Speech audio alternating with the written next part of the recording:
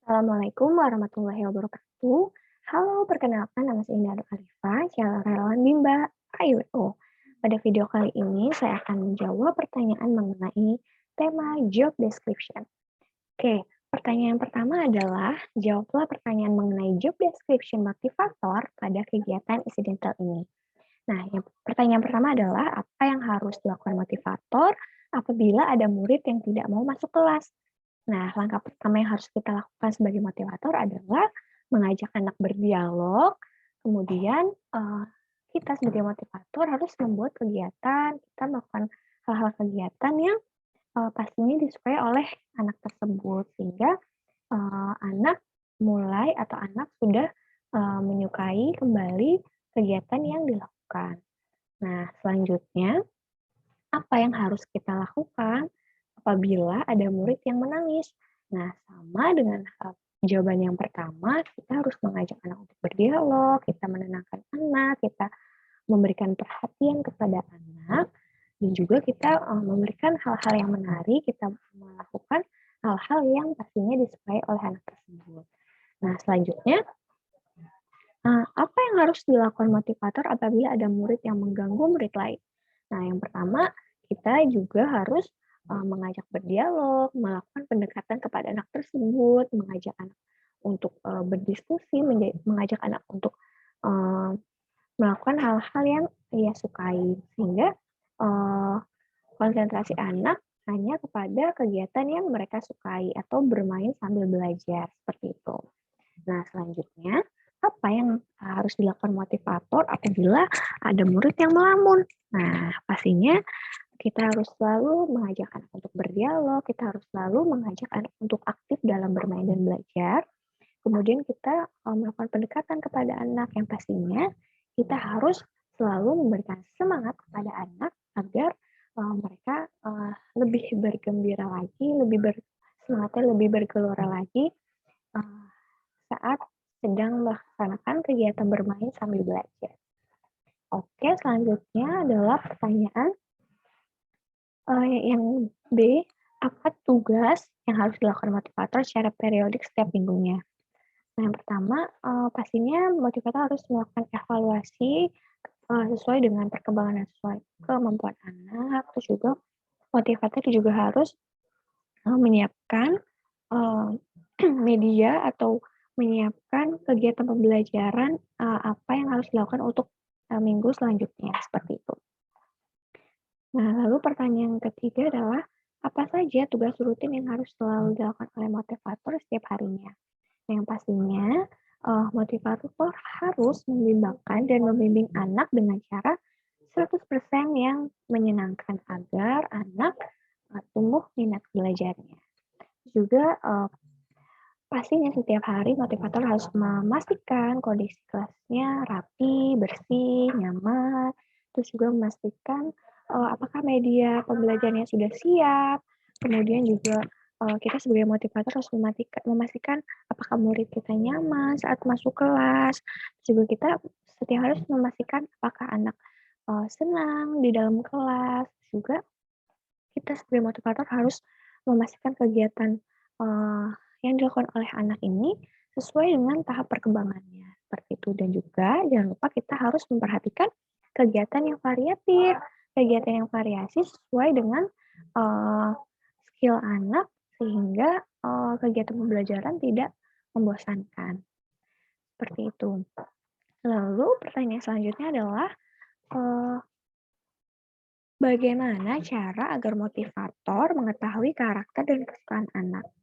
Nah, pastinya motivator atau kita harus melakukan pendekatan kepada anak secara individual system. Nah, kan tujuan dari individual system ini adalah untuk mengetahui karakteristik dan kesukaan anak. Jadi kita tahu kemampuan anak sudah sampai mana. Jadi kita memberikan um, kegiatan yang pastinya sesuai dengan kemampuan anak tersebut. Terus juga kita harus mengajak anak untuk berdialog, kita bertanya apa hal yang disukai oleh anak, apa hal yang tidak disukai oleh anak. Seperti jadi kita tahu apa yang harus kita berikan kepada anak.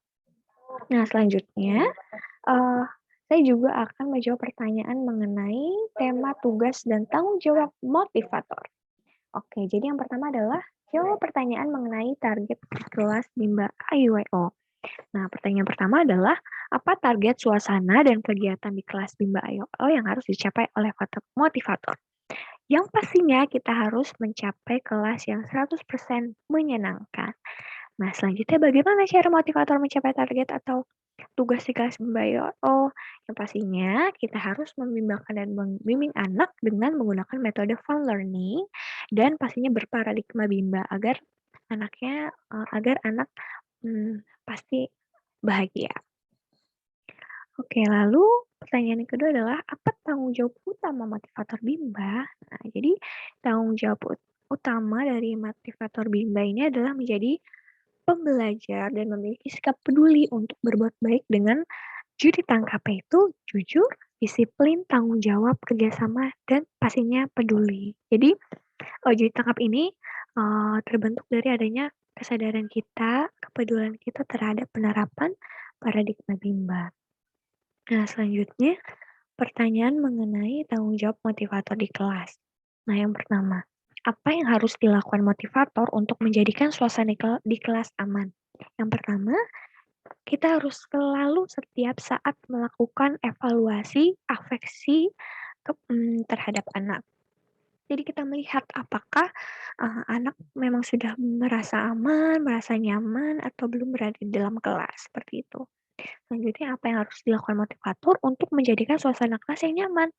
Yang pastinya kita harus menciptakan suasana yang 100% menyenangkan bagi anak. Kita mengajak berdialog kepada anak, kita melakukan pendekatan terhadap anak, kita memperhatikan anak, itu pasti membuat anak menjadi nyaman. Selanjutnya, eee, apa saja yang harus dilakukan motivator dalam mengasihi dan menyayangi murid? Nah, jadi kita harus memberikan perhatian penuh kepada anak, kita harus mengerti anak, kita, harus memberikan, sepenuhnya kasih sayang kepada anak, seperti itu. Jadi, kita mengerti anak agar anak bisa merasakan disayangi oleh kita, seperti itu. Selanjutnya, apa yang harus dilakukan motivator untuk menjadikan kegiatan bermain sambil belajar bisa menyenangkan? Tentunya kita harus menerapkan metode Bimba yaitu fun learning, terus juga small step system dan individual system. Jadi dengan kita melakukan metode itu, pastinya kegiatan pembelajaran akan menyenangkan dan jangan lupa kita harus melakukan kegiatan variation skill agar anak juga tidak membosankan seperti itu. Lalu, apa yang harus dilakukan motivator untuk memastikan anak melakukan kegiatan yang berhubungan dengan benda belajar? Nah, jadi kita harus tetap mengarahkan anak sesuai dengan kesukaannya, kemampuannya. Jadi kita harus melakukan pendekatan individual system. Jadi kita tahu nih kemampuan anak di mana. Nah, kita mengarahkan nih anaknya minat di mana, kita harus memberikan sesuai dengan yang anak sukai. Jadi tanpa adanya paksaan, tidak dipaksa, kita tidak memaksa anak sehingga anak, akan senang dalam belajar, akan tumbuh minat belajarnya. Selanjutnya, apa yang harus dilakukan motivator untuk memastikan anak melakukan kegiatan sesuai dengan tahapan perkembangannya?